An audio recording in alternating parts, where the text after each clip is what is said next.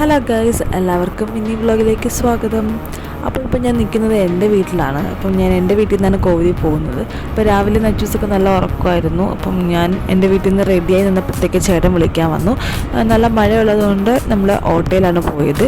അപ്പം എന്നത്തെ പോലെ തന്നെ നമ്മൾ ശ്രീകണ്ഠേശ്വരത്ത് പോയി 7 മണിക്കുള്ള ജലധാര തൊഴുതു.